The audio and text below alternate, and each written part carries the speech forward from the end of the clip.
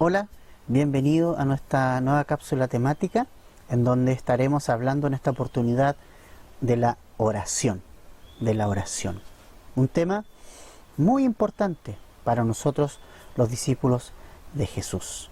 Y quiero que vayas a Lucas capítulo 11, primeramente, versículo 1, y paralelamente Mateo capítulo 6, en el versículo 5 al 15. Tengas esos pasajes ahí a mano porque vamos a estar viendo uno y otro. Quiero leerte Lucas capítulo 11, versículo 1. Aconteció que estaba Jesús orando en un lugar, y cuando terminó, uno de sus discípulos le dijo: Señor, enséñanos a orar, como también Juan enseñó a sus discípulos. Antes de cualquier cosa, quiero que miremos la vida de Jesús. Los discípulos de Jesús están impactados por la manera en que Jesús oraba. Los discípulos de Jesús habían escuchado muchas oraciones en su vida. Las oraciones de los discípulos de Juan el Bautista, las oraciones de los fariseos, de los religiosos.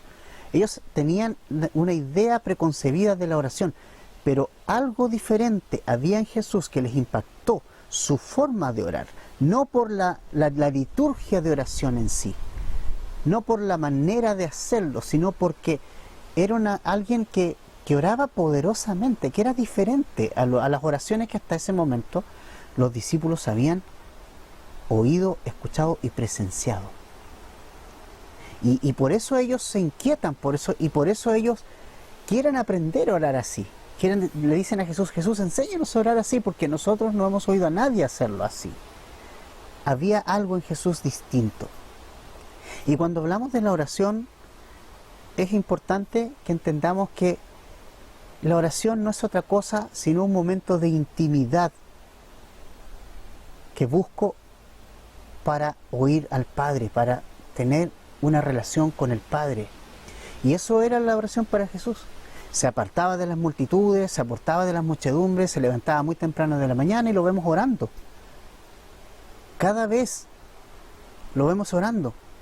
De madrugada, se apartaba de las multitudes, estaba su ministerio en pleno apogeo, pero él se apartaba igual y se daba el tiempo muy temprano de mañana para tener comunión con su Padre. Y esa es la oración. Creo que la oración es lo que la Escritura nos dice de la oración, es lo que Jesús nos dice de la oración. Y nos enseña de que la oración es un momento de comunión con el Padre.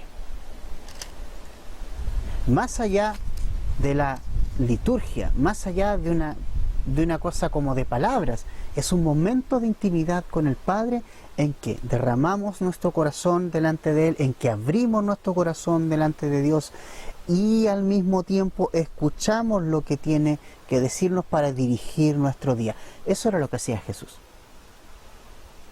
Tenía esos tiempos de oración, buscaba la dirección de su Padre y hacía el ministerio cada día basado en las instrucciones que daba su Padre. Por eso que él pudo cumplir con todo lo que el Padre le mandó. Jesús dijo: he cumplido con todo lo que tú me has mandado hacer, Padre. Y a pesar de que no sanó a todas las personas, a pesar de que no anduvo ni llegó a todas las personas del mundo conocido, él pudo decir: hice la voluntad de mi Padre. ¿Y cómo lo pudo saber? Por medio de una comunicación estrecha con él, por medio de la oración a su Padre. Así es que partamos diciendo eso, que la oración es un momento íntimo entre todo hijo de Dios y su Padre celestial. Y por eso ahí mismo en Mateo capítulo 6, versículo principalmente 9, Jesús dice que oraréis así. No es un modelo, no es que tengamos que hacerlo así, pero nos muestra esas dos primeras palabras preciosas: Padre nuestro, ¿verdad? Entonces, al decir Padre nuestro, ya nosotros nos estamos ubicando en que tenemos un Padre, que tenemos como Padre a nuestro Señor. Y creo que aquí hay algo también importante. Las personas que no tienen a Dios como su Padre no pueden orar así. No va a llegar esa oración delante de Dios, porque no todos son hijos de Dios. ¿Quiénes son los hijos de Dios? En el Evangelio de Juan En el capítulo 1, en el versículo 11 y 12, vemos quiénes son los hijos de Dios. Dice lo siguiente: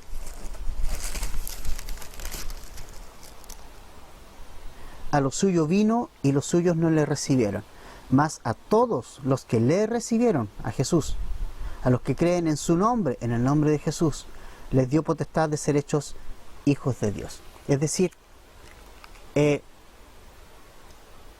hay gente que ora, pero que no conoce a Dios. Entonces, esas oraciones no dejan de ser simplemente palabrería que no es oída. Mira, ahora anda a la primera carta de Juan, casi al final de la Biblia, del Nuevo Testamento. La primera carta de Juan.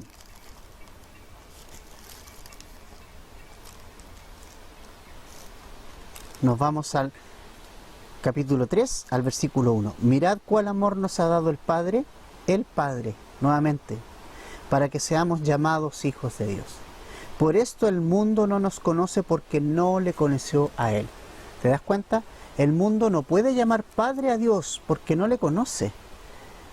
Por eso es que la primera oración que recién Dios oye de un hombre, de una mujer, de un ser humano, es cuando con un corazón convencido de pecado y humilde vamos y derramamos nuestro corazón delante de Él. Como la oración del publicano: sé propicio a mí, pecador.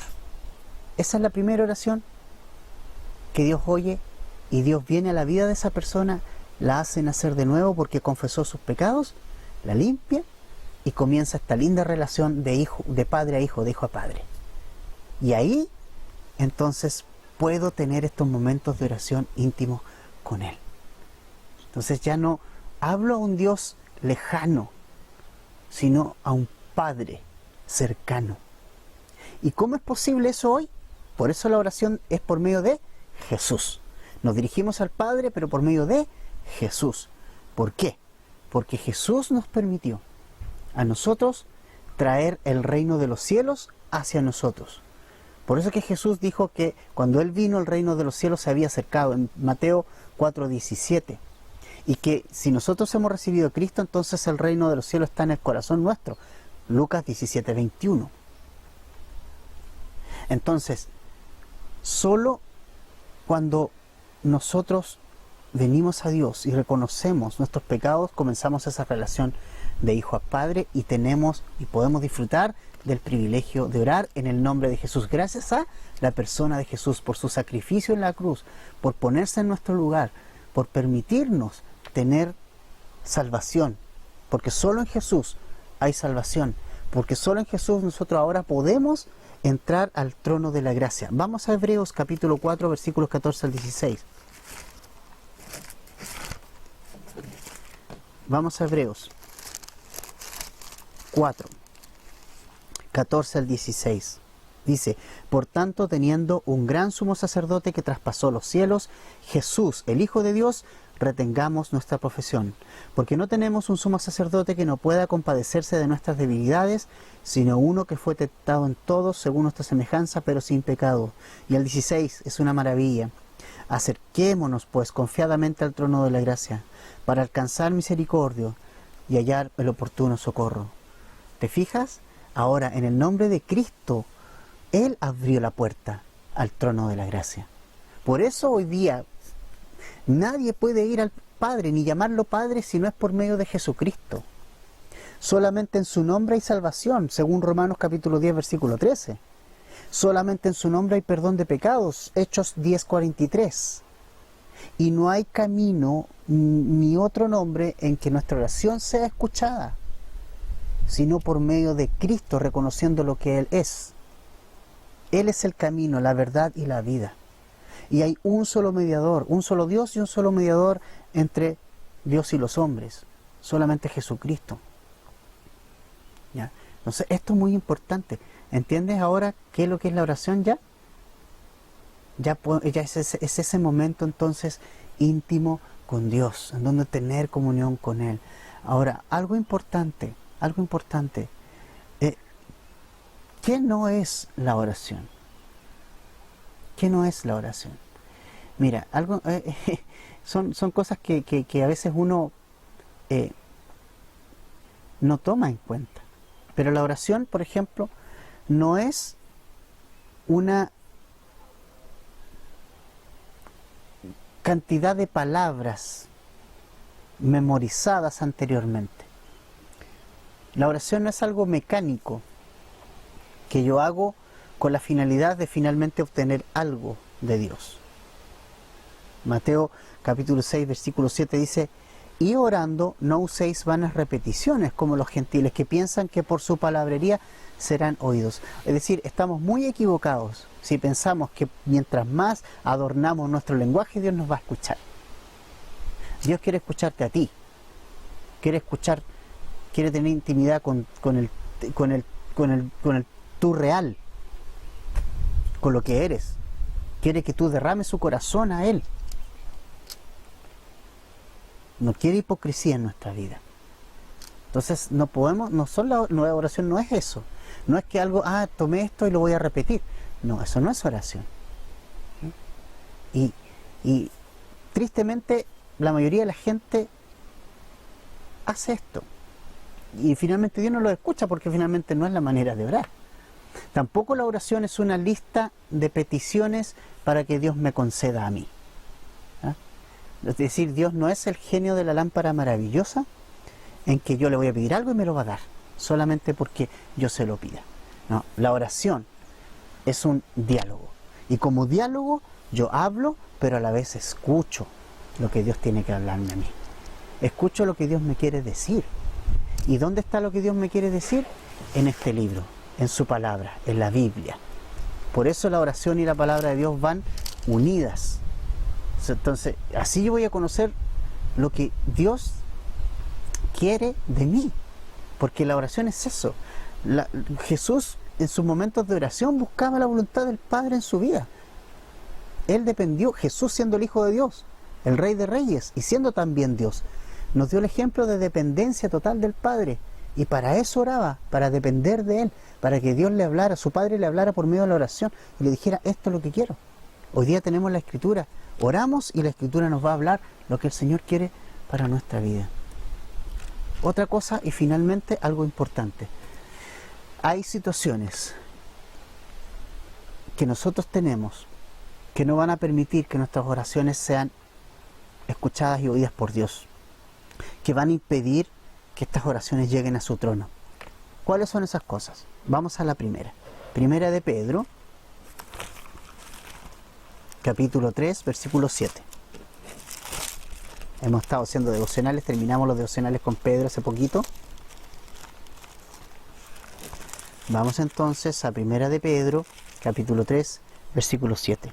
Mire lo que dice: vosotros maridos igualmente vivid con ellas, con sus esposas, sabiamente, dando honor a la mujer como a vaso más frágil y como a coherederas de la gracia de vida, para que vuestras oraciones no tengan estorbo. Si somos cristianos, pero no, y eres hombre y no estás viviendo con tu esposa de manera sabia, tratándola con honor, como coheredera en Cristo, es decir, como una hermana que también es hija del Señor y que requiere cuidados y que requiere de un trato diferente, de un trato, no un maltrato. Esa oración no va a ser oída. Atentos, esposos, con eso. Segunda situación por la cual nuestra oración no puede ser atendida. Proverbios 28:9.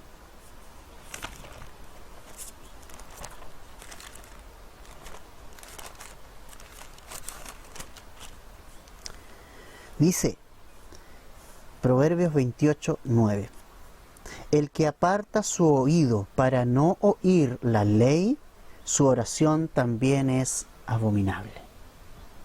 Es decir, si tú estás estudiando las Escrituras, si tú estás leyendo la Biblia, pero no la estás practicando, no la estás llevando a la práctica, no estás oyendo esa ley.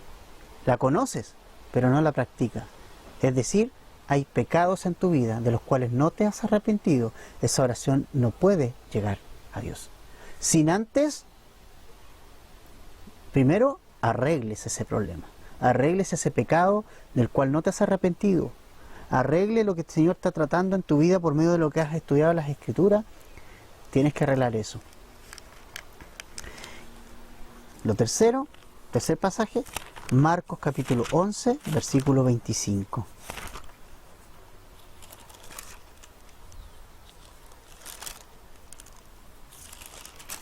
Nos dice lo siguiente, 11:25. Porque si vosotros no perdonáis, tampoco vuestro Padre que está en los cielos os perdonará vuestras ofensas. La falta de perdón también va a impedir que nuestras oraciones sean oídas. Así es que eso, te invito a que estudies esos pasajes que hemos leído, pero la oración, resumiendo, es una instancia de inclinar nuestro corazón, más que cualquier cosa. No importa la posición física. ¿Ah? Puedes orar de pie, sentado, en la cama, arrodillado, como te sientas cómodo. Lo importante es que el corazón esté en la posición correcta. El corazón esté humillado. Es una instancia donde humillo mi corazón y busco la dirección del Padre para mi vida. Derramo mi corazón delante de Él. Así que, dicho esto, finalizamos acá esta cápsula y espero que haya sido aclaratoria para nuestras vidas. Oro para que de verdad tengamos esos momentos de oración y de intimidad bien productivos con nuestro Padre. Dios te bendiga, nos vemos en una próxima cápsula.